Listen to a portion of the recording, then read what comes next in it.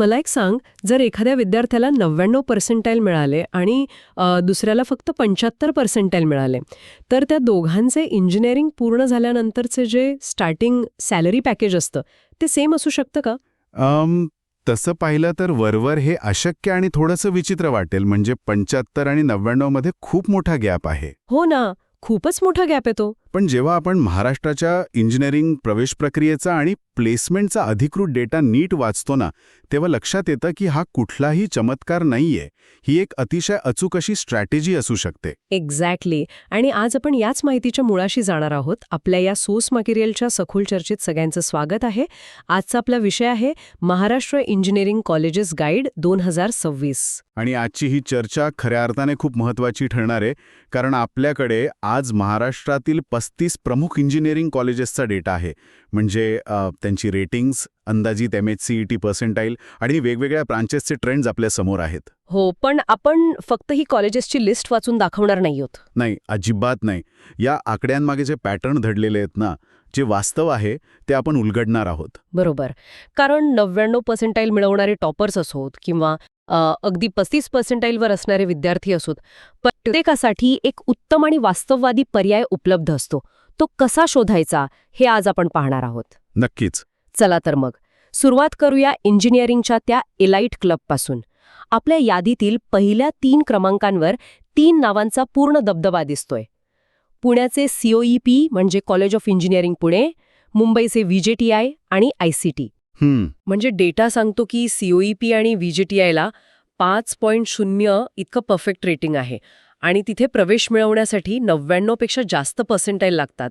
ICT मुंबईचं rating 4.9 आहे आणि तिथे 98 ते 99 पर्सेंटाईलची आवश्यकता असते. हे तिन्ही गव्हर्नमेंट संस्था आहेत. या आकड्यांकडे पाहिलं की एक गोष्ट स्पष्ट होते, म्हणजे या संस्थांमध्ये जागा मिळवणं हे राज्याच्या टॉप 1% असणाऱ्या विद्यार्थ्यांचं पहिलं ध्येय असते. आपला डेटा स्पष्ट सांगतो की गव्हर्नमेंट आणि एडेड कॉलेजेसचा रिटर्न ऑन इन्व्हेस्टमेंट म्हणजे ROI हा सर्वात जास्त असतो.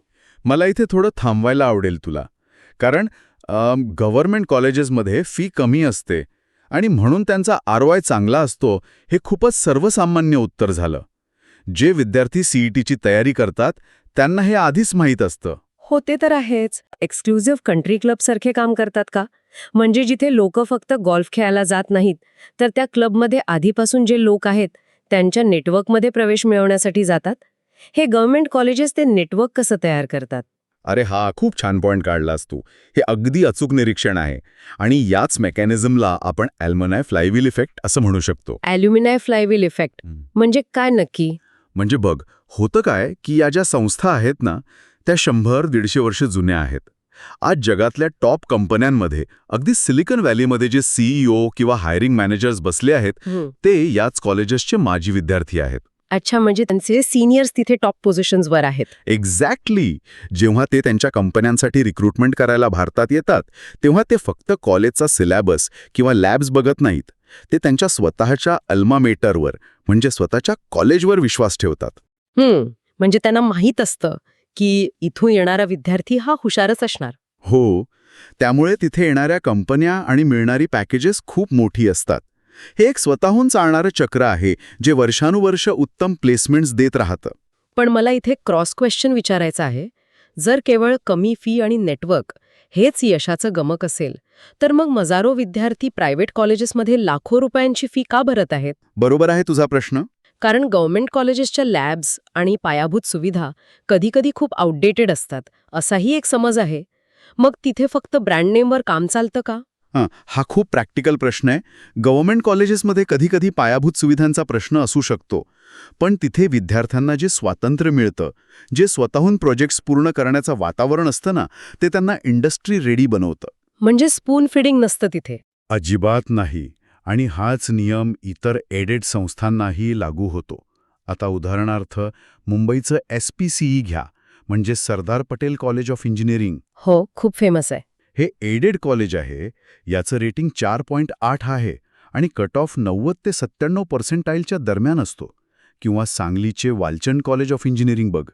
हे एक गव्हर्नमेंट एडेड कॉलेज असून 4.7 रेटिंगसह 88 ते 95 पर्सेंटाईलच्या रेंजमध्ये हे अत्यंत पसंतीचं ठिकाण आहे. म्हणजे ह्या संस्था पण त्याच फ्लायव्हील इफेक्टवर चालतात म्हणायचं. हो, अगदी तसंच. शेवटी हा जुन्या आणि मजबूत इकोसिस्टमचा खेळ आहे. पण आता इथे एक लॉजिकल गुंता तयार होतोय बघ. कसं काय? गव्हर्नमेंट कॉलेजेस उत्तम आहेत हे मान्य, पण तिथे कट ऑफ 99च्या घरात आहे. जर एखाद्या विद्यार्थ्याला तिथे सिव्हिल किंवा मेकॅनिकल ब्रांच मिळत असेल, पण त्याला करिअर मात्र सॉफ्टवेअर किंवा IT क्षेत्रात करायचं असेल, तर त्याने काय करावं? आपला डेटा या ब्रांचच्या ट्रेंडबद्दल काय सांगतो? इथेच या सगळ्या समीकरणाला एक मोठी कलाटणी मिळते. आपला सोर्स डेटा एका अत्यंत स्पष्ट ट्रेंडकडे लक्ष वेधतोय. म्हणजे एकाच कॉलेजमध्ये कम्प्युटर, IT आणि AI या ब्रँचेससाठी सिव्हिल किंवा मेकॅनिकलच्या तुलनेत खूप जास्त स्कोर लागतो. हो, म्हणजे विद्यार्थ्यांचा ओढा स्पष्टपणे कोडिंग आणि डेटा सायन्सकडे आहे असं दिसतंय. ऑब्व्हियसली सध्याची क्रेजच ती आहे. आणि या ओढ्यामुळेच प्रायव्हेट कॉलेजेस बाजी मारत आहेत, बरोबर? कारण मी यादीत पाहतीये, पुण्याचं PICT म्हणजे Pune institute of computer technology हे 5व्या क्रमांकावर आहे. हे एक प्रायव्हेट कॉलेज आहे, तरीही त्याचं रेटिंग 4.8 आहे आणि त्याचा कट ऑफ 95 ते 98% घरात जातो. म्हणजे गव्हर्नमेंट कॉलेजेसच्या अगदी बरोबरीने. हे कसं शक्य आहे, प्रायव्हेट असून एवढा कट ऑफ? कारण PICTने स्वतःला एका विशिष्ट निश मध्ये स्थापित केलं आहे. अच्छा. निश म्हणजे स्पेसिफिक फील्डमध्ये. हो, त्यांची ओळख प्रामुख्याने कम्प्युटर आणि IT शिक्षणासाठीच आहे. जेव्हा एखादं प्रायव्हेट कॉलेज स्वतःला सॉफ्टवेअर हब म्हणून ब्रँड करतं ना, तेव्हा तिथे येणाऱ्या IT कंपन्यांना माहीत असतं की इथे त्यांना एकदम डेडिकेटेड सॉफ्टवेअर टॅलेंट मिळेल. म्हणजे कंपन्यांचा वेळ वाचतो, त्यांना माहीत असतं की इथे फाईन ट्यून्ड टॅलेंट आहे. एक्झॅक्टली. आणि त्यामुळेच त्यांचा कट ऑफ एवढा वर जातो. तिथे फोकस फक्त टेकवर असतो. पण हे ऐकल्यावर माझ्या मनात एक खूप गंभीर प्रश्न निर्माण होतोय. काय? जर 95% मिळवणारे सगळेच विद्यार्थी फक्त कम्प्युटर इंजिनियर होणार असतील, तर मग पारंपरिक कोर ब्रांचेसचं काय? मेकॅनिकल आणि सिव्हिल इंजिनिअरिंग मरणपंथाला लागले का? वरवर पाहता तसं वाटू शकतं, पण वास्तव खूप वेगळं आहे. बघ, कोर इंजिनिअरिंग कधीच संपू शकत नाही. म्हणजे कसं काय? कारण कट ऑफ्स तर खाली जात आहेत. कट ऑफ्स खाली जात असले तरी फील्ड संपत नाहीये. फक्त त्याचं स्वरूप बदललंय. आता मेकॅनिकल किंवा सिव्हिल ब्रँचच्या विद्यार्थ्यांनाही तंत्रज्ञानाची जोड द्यावी लागते. म्हणजे तिथे पण सॉफ्टवेअर आलंय. हो ना. आता विचार कर, एखादा सिव्हिल इंजिनियर फक्त सिमेंट आणि विटांचे हिशोब करत नाहीये आजकाल. जर तो 3D मॉडेलिंग सॉफ्टवेअर वापरत असेल, ड्रोन सर्वेइंग करत असेल आणि डेटा ॲनालिसिस वापरत असेल, तर त्याची इंडस्ट्रीमधील व्हॅल्यू एका नॉर्मल कोडरपेक्षा कितीतरी जास्त असते. अरे वा, हा एक वेगळाच अँगल आहे. हो, कंपन्यांना आता स्मार्ट इन्फ्रास्ट्रक्चर बनवणारी इंजिनियर्स हव्यात.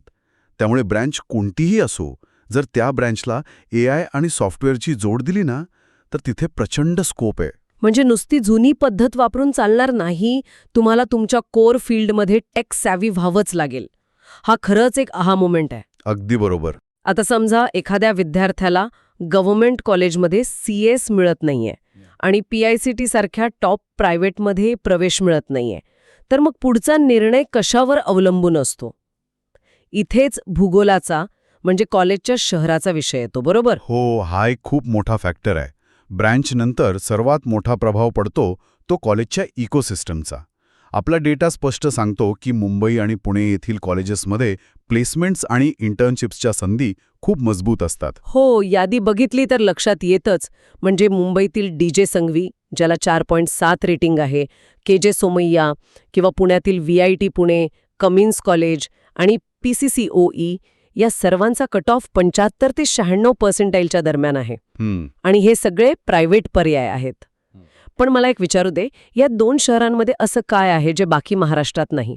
याला आपण प्रॉक्सिमिटी ॲडव्हान्टेज म्हणू शकतो. प्रॉक्सिमिटी ॲडव्हान्टेज म्हणजे जवळ असण्याचा फायदा. कॉलेजेसच्या अगदी 5-10 किलोमीटरच्या परिघात हजारो कंपन्यांचे ऑफिसेस आहेत. अच्छा, म्हणजे हिंजवडी किंवा पवई सारखे एरिया. हो, त्यामुळे होतं काय की तिथे गेस्ट लेक्चरसाठी इंडस्ट्री एक्सपर्ट सहज येऊ शकतात. विद्यार्थ्यांना आठवड्यातून 2 दिवस प्रत्यक्ष कंपनीत जाऊन लाईव्ह प्रोजेक्ट्सवर काम करणं शक्य होतं. प्रॅक्टिकल एक्सपोजर मिळतं. हो, हे जे एक्सपोजर मिळतं ना, ते त्यांना इतर शहरातल्या विद्यार्थ्यांपेक्षा 4 पावलं पुढे ठेवतं. हे लॉजिक अगदी पटण्यासारखं आहे. पण मला इथे उर्वरित महाराष्ट्रातील विद्यार्थ्यांची बाजू मांडावीशी वाटते. कारण बघ, सर्वांनाच पुणे किंवा मुंबईमध्ये प्रवेश मिळणे किंवा तिथे राहण्याचा खर्च परवडणे शक्य नसते. बरोबर आहे. हॉस्टेल आणि मेसचा खर्च खूप असतो. हो ना. मग जे विद्यार्थी विदर्भ, मराठवाडा किंवा खानदेशात आहेत, त्यांनी काय करावं? त्यांच्यासाठी चांगले पर्याय नाहीत का? हा एक अतिशय महत्वाचा गैरसमज आहे जो दूर व्हायला हवा आणि आपला सोर्स डेटा यावर खूप चांगला प्रकाश टाकतो. काय सांगतो डेटा? जर पुणे मुंबई गाठता येत नसेल तर विद्यार्थ्यांनी रिजनल मोनोपोली असणाऱ्या संस्थांकडे लक्ष दिलं पाहिजे. रिजनल मोनोपोली हे जरा सोप्या भाषेत सांगशील का? नक्कीच.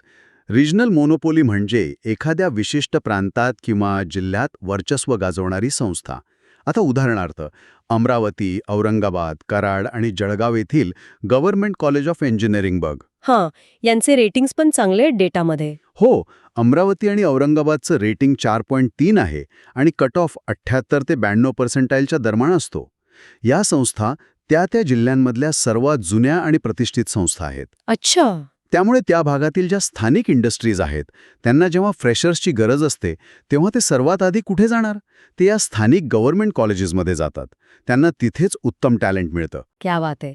म्हणजे पुण्यातून इंजिनियर्स बोलवण्यापेक्षा स्थानिक गव्हर्नमेंट कॉलेजमधून रिक्रुटमेंट करणे कंपन्यांना सोपे आणि फायदेशीर पडते आणि विद्यार्थ्यांचाही राहण्याचा खर्च वाचतो. अगदी तसंच. आणि या गव्हर्नमेंट कॉलेजेस व्यतिरिक्त नांदेडचे GSGS इन्स्टिट्यूट हे एक अत्यंत प्रतिष्ठित नाव आहे. तिथेही कट ऑफ 70 ते 85% असतो. वा, म्हणजे ऑप्शन्स भरपूर आहेत. आणि प्रायव्हेटमध्ये? जर प्रायव्हेट पर्यायांचा विचार केला तर नागपूरमध्ये GH रायसोनी आणि प्रियदर्शिनी सारखे उत्कृष्ट पर्याय उपलब्ध आहेत. त्यांचा कट ऑफ साधारण 48 ते 70% घरात असतो. या कॉलेजेसनी त्यांच्या प्रादेशिक स्तरावर एक खूप मजबूत प्लेसमेंट सेल निर्माण केला आहे. त्यामुळे फक्त पुण्या मुंबईत नाही गेलो म्हणजे करिअर संपलं हा विचार पूर्णपणे चुकीचा आहे. हा मुद्दा अनेक पालकांना आणि विद्यार्थ्यांना खरोखर मोठा दिलासा देईल.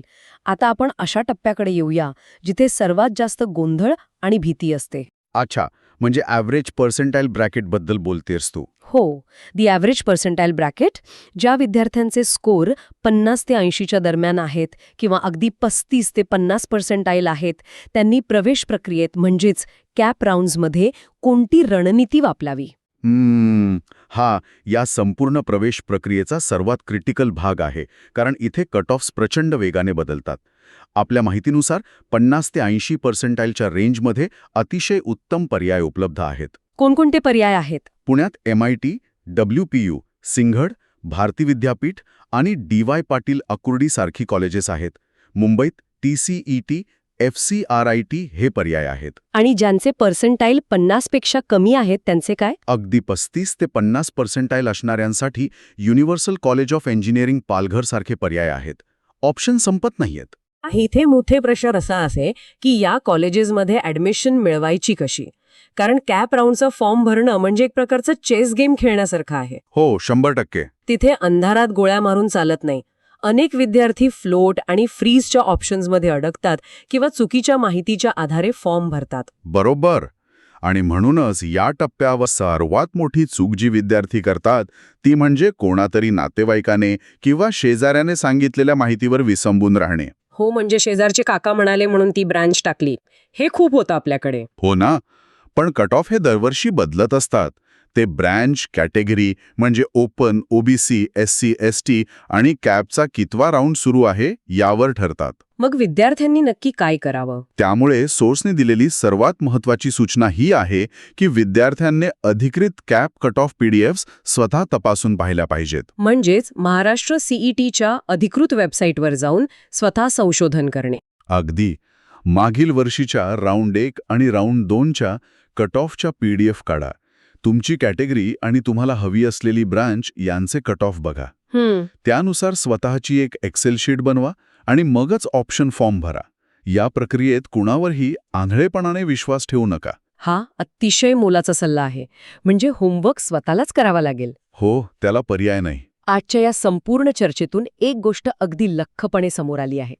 महाराष्ट्रात 99% पासून ते अगदी 35% पर्यंत प्रत्येक विद्यार्थ्यांसाठी एक वास्तववादी पर्याय उपलब्ध आहे.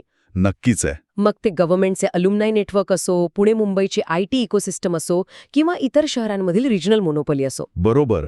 आणि सर्वात महत्त्वाचा टेकअवे हाच आहे की कॉलेज हे फक्त एक प्लॅटफॉर्म किंवा रनवे आहे. रनवे, छान उपमा आहे ही. हो, कारण तिथून पुढे उड्डाण कसं घ्यायचंय हे पूर्णपणे विद्यार्थ्यांच्या स्वतःच्या कौशल्यांवर अवलंबून आहे.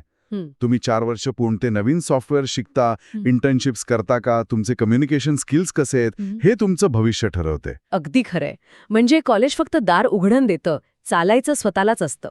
आजची ही सखोल चर्चा नक्कीच प्रवेश प्रक्रियेत एक स्पष्टता आणेल असा मला विश्वास वाटतो. मलाही असंच वाटतं.